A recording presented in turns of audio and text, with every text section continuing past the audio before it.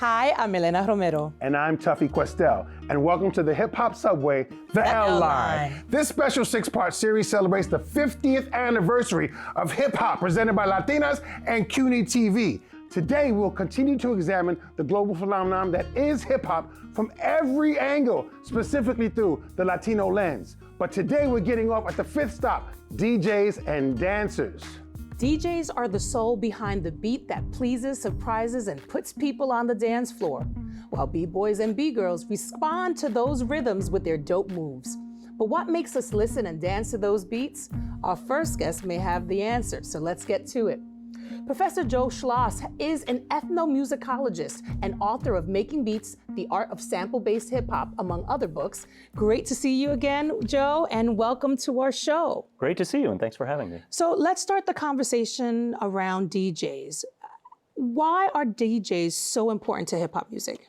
Well, I think there are a lot of reasons. DJs are really the foundation of the music. Conceptually, they played a really important role, not just musically, but also in terms of kind of controlling a space and controlling an environment. How so? Using sound to do that. Well, I think in the early days, there were practical reasons for that. In other words, you had to have a certain amount of control of space in order for people to feel comfortable and safe in those environments, and also just to make a party work. That was the original role of the MC as well, was to basically, as the name suggests, be the host of the event, and rhyming was part of that. And it was interesting musically, but the purpose of it, I think initially, was just to kind of bring people into the moment. And so that was supportive of what DJs were trying to do through music as well. So the whole thing was about, I think, based on what people have told me, I wasn't there, but based on talking to people who were, was about creating an environment, a safe and comfortable environment in a larger environment that was not safe and comfortable. So now, when and how was sampling introduced, and how did sampling then change, right, that musical piece? So sampling came in a lot later. And what's interesting to me about this, I think, is that sampling, the way it's used in hip hop and the way it's now become part of so many other forms of music, wouldn't have made any sense without DJing.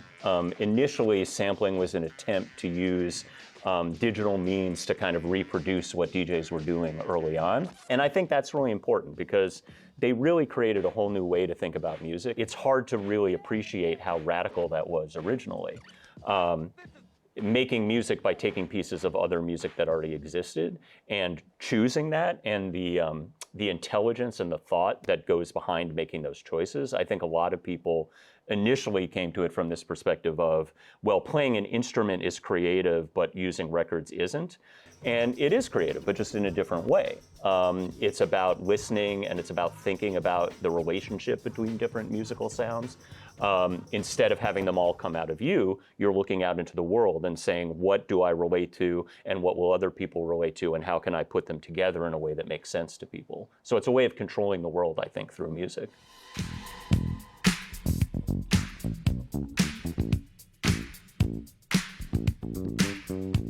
I said a hip hop, the hip it, the hip it to the hip hip hop, you don't stop the rocker to the bang bang boogie. And what's the science behind the song selection process in that sampling process? So my second book was about dance, and I became interested in that precisely because of that question. How did they choose what they wanted to use? And initially, in terms of the early DJ era, it was what people danced to. And I think that's really important. Everybody sort of knows that when people sort of tell the standard history of hip hop. They say, oh, you know, the dancers like breakbeats and Latin percussion and things like that, so that's what we gave them. But I think it's important to think about, number one, why, why they like those things, but number two, why DJs were paying attention to that, because that's the whole art of DJing, right, is to develop a kind of empathy for your audience and give them what they need. But they need something, and that's important too. You can't do that without an audience. You can't just do that by yourself. It's part of a relationship between a DJ and a community, basically. Well, speaking of relationships, what's the relationship between the DJ and the hip hop dancer? I think, a very, intimate is a little bit of a weird word to use for something like this, but I think it is very intimate because you're trying to feel their soul in that moment. You know, it's a process of continuous adjustment based on what people are doing. So from both sides. You know, the dancers are reacting to the music and the DJ is reacting to the dancers. I mean, in some ways, it almost reminds me of like the Bomba y Plena dancers, right? And how they respond to the drummers. I think there's an argument to be made, and people have made this argument to me, that it partially comes from that, like directly through the influence of Latino dancers. And Rumba Colombia is also, that these are improvisational dances of the African diaspora. That's another thing. This is everything comes from Africa. Some of it comes through the Caribbean, some of it comes through the United States, but it's different versions of the same ultimate thing, which are West African music and dance traditions. And so it's not surprising that you would have something like competitive dance, which is basically what all hip hop dance is, and that would involve interacting with the music in a distinctive and creative way that represents your own individual point of view, and testing it against other people. And that's a deep African tradition, that idea of competitive dance and battling, which is of course the bottom line of all hip hop. That's something that has very, very deep roots in multiple West African cultures. So it's not surprising that when those different cultures came together in the Bronx, that those things would be reinforced and people would create a new sort of modern version of that ancient tradition. Well, thank you for schooling me on this whole thing, because we're going to keep talking about this a little bit later on the show. We'll be right back on the Hip Hop Subway, the L Line.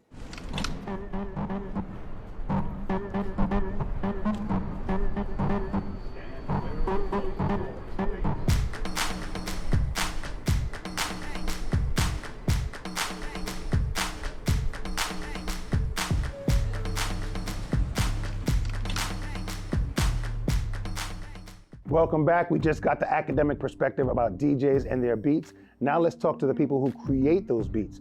My brother Ephraim Lopez, known as DJ Enough, mixes on air for New York's #1 hip hop radio station, Hot 97. He is also best known for being the Notorious Big's official road DJ, and also helped break acts like 50 Cent, Kanye West, and Future. And he broke my record. Shh. Also joining us is Erica Hamilton, AKA DJ Tokyo Rose, one of New York City's most sought after DJs who spun for Madonna and the Governor's Ball, just to name a few. Welcome you both. This is personal. I love y'all. I really love y'all. Y'all are amazing human beings. Love you too, Tough. Love you Thank too. you. I feel that love. I listen. If we weren't mic'd and secured to our seats, I would get up and squeeze y'all. Such an honor, such a blessing to have you both. Two different parts of my life, musically, challenges through music, and we had this conversation earlier. I'm not a fan of a lot of the music today, but we're not going to get into that. Right. Let's talk about y'all. What made you both become DJs? Like, why? For me, it was real simple. It was a movie called Wild Style. I saw Grandmaster Flash doing his thing, and I was like, I want to do that. And there was another gentleman who I was in love with by the name of Jam Master Jay. I just saw his big gold chain and the cool clothes that he wore, and then he rocked with his brothers, Run and DMC. Like, that was to me the epitome of being a DJ. If I could do that, that's the best job in the world. Wow. I mean, I get it. Those are iconic moments. Erica? My family had one of those like stereo systems with like the turntable on the top, and then there was the CD player, the radio, and the double decks. And I think I just started because music was big in my family. So my brother was really into hip hop. He's the one that put me into hip hop, and he had all like the CDs, and I'd spend my entire allowance on like those little dollar cassette tapes, like the singles. You know, it was like in a little cardboard, and I would just make tapes.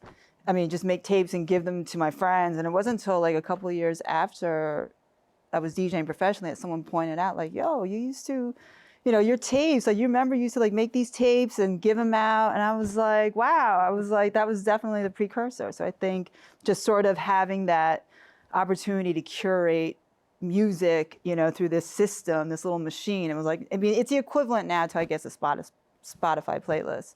What genres of music do you both typically listen to? And do they become a source of inspiration? I listen to anything but rap at this point. In the beginning, Wow, yeah. I only wanted to hear rap. But now I listen to a little bit of everything. I definitely don't listen to the stuff that I DJ. Okay. You know, I definitely kind of go like, you know, like I was listening to what Maxwell Pretty Wings the other day, and it was just, it sounded so good because Great song. I know it's such a beautiful song. I don't get to play it, you know what I mean? So it's just that type of music is like, you know, what I seek out on my own time. I'm imagining you both doing some really eclectic remixes. Do you do that for yourself, like at home? Like, do you take the music you really love and mix it with something like, Of course you do. I've tried. Of course you yeah. do. I would never try anything out live. Would you? Like live? I do. Oh, really? Yeah, because that's how. Maybe it's because of my age, but that was the thing. You had to do that, Right. you know, to show like how cool you was dropping a cappella on a beat or whatever. So those are the basic things, you know, we would do. do you record your gigs, like in case you want to use it as a mixtape or give it out to someone or give it to the person who brought you in? No, I stopped doing that. I should get back to doing that.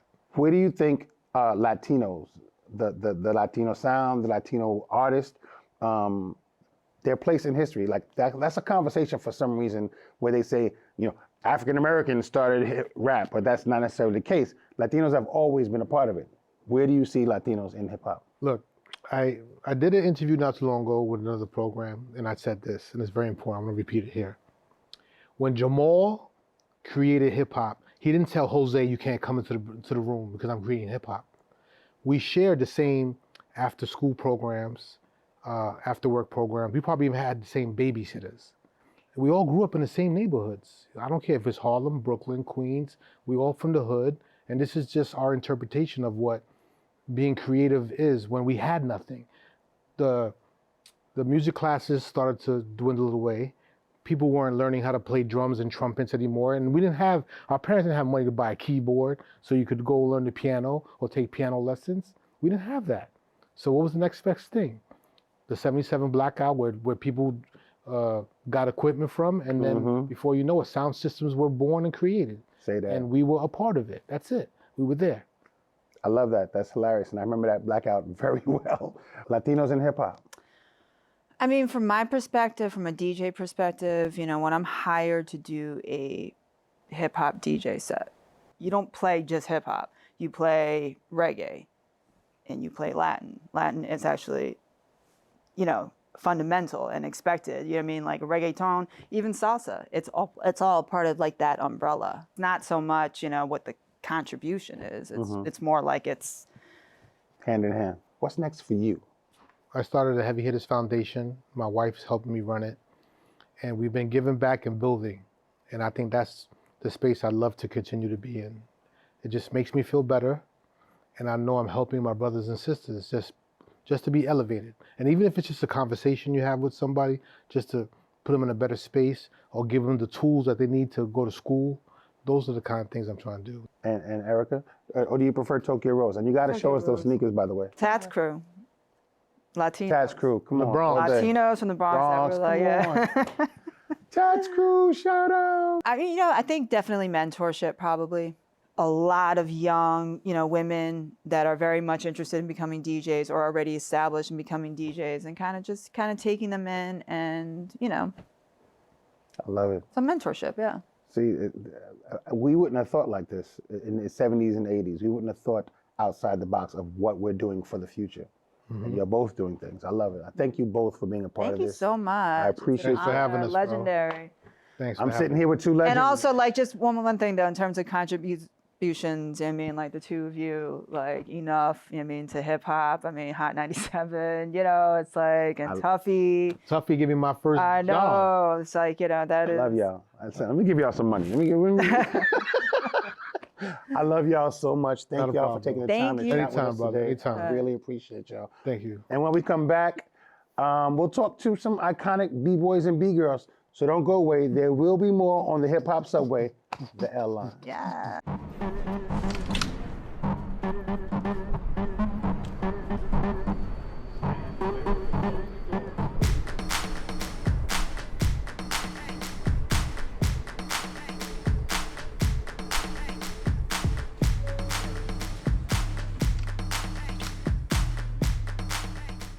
Welcome back to the Hip Hop Subway, the L Line.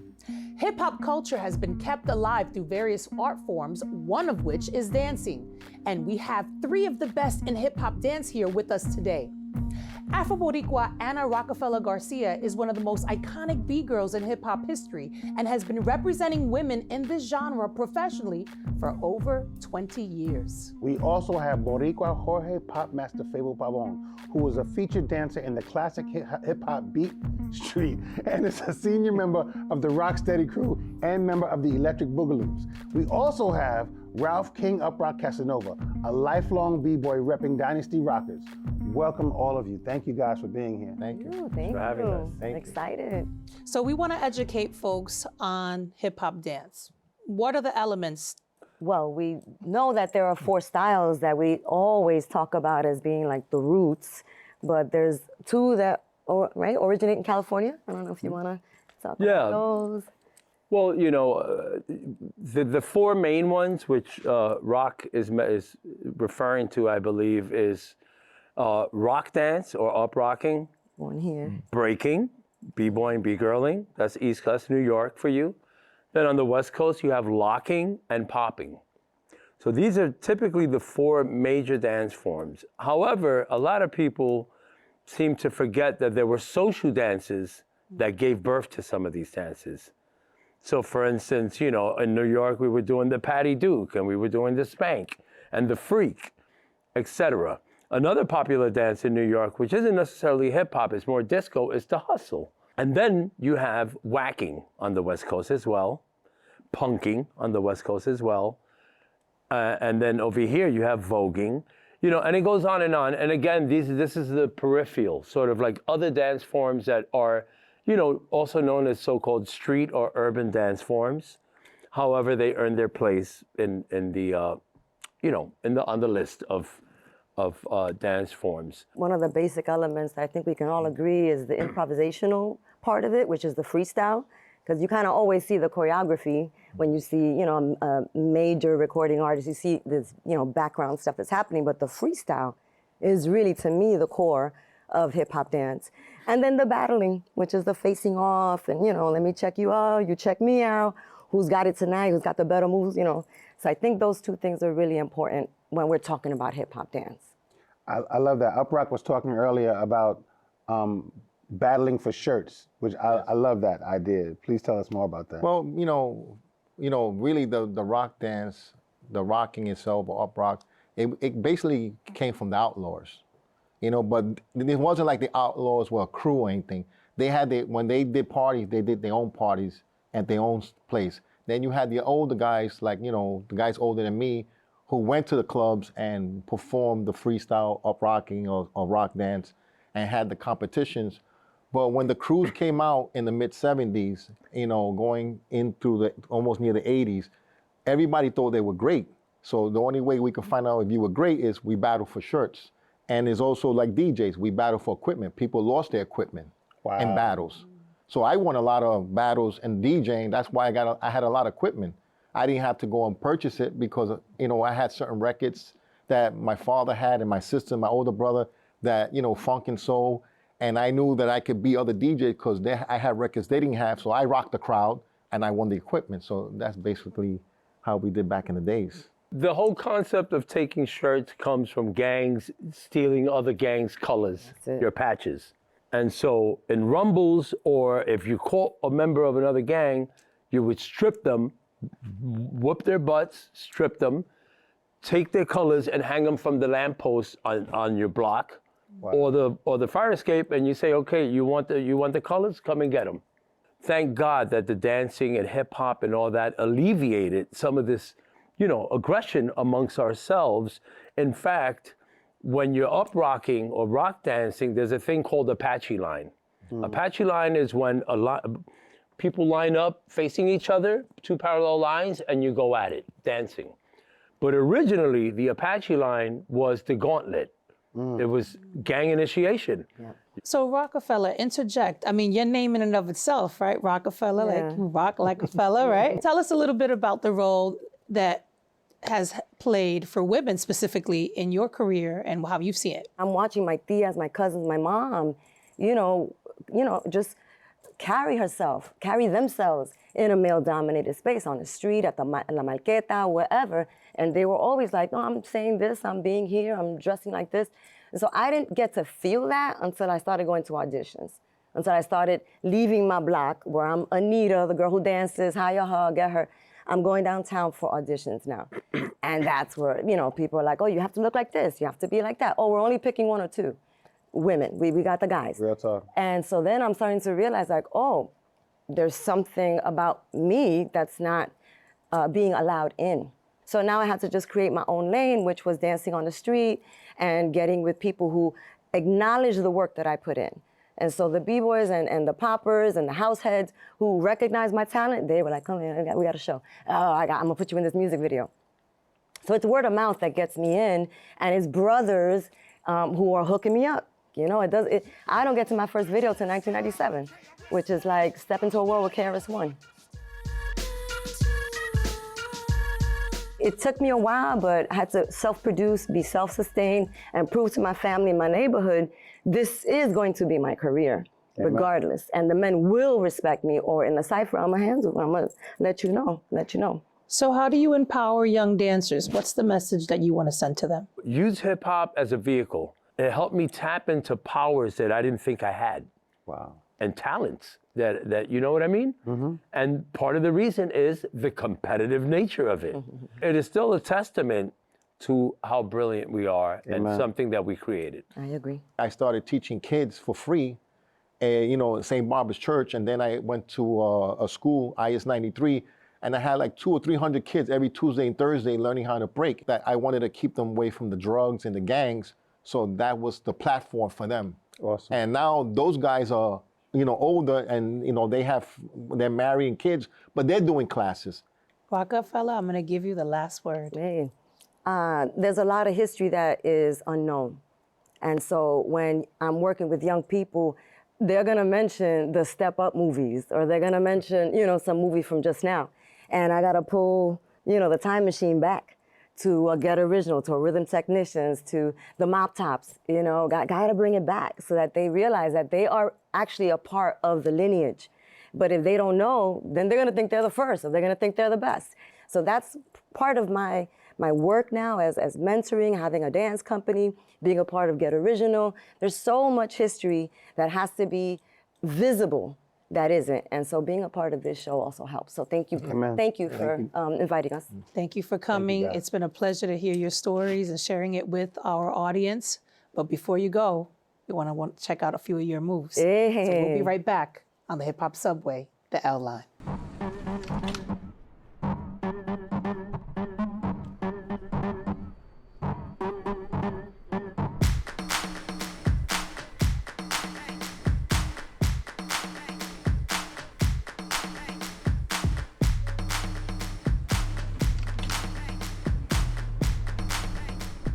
Welcome back. We're about to get a taste of breaking, up-rocking, and popping from some of the best in the game. Let's see what they got.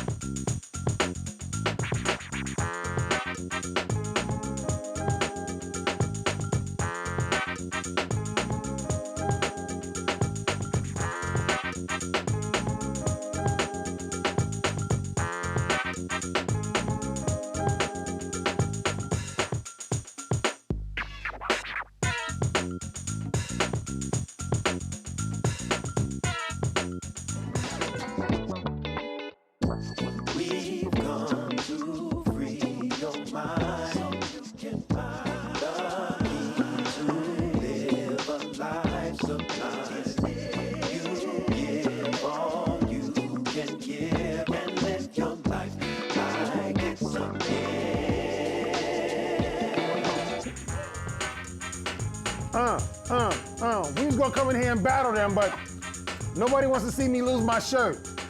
Trust. How awesome was that, Tuffy? That was so good. I wish we had more time, but we unfortunately don't. Thank you guys for joining us. They were amazing. She is amazing. Do not hop that turnstile. Get yourself a blow pop. Come back and ride with us to the final stop on the Hip Hop Subway when we talk graffiti, activism, and the future of hip hop. I'm Tuffy Questel. And I'm Elena Romero.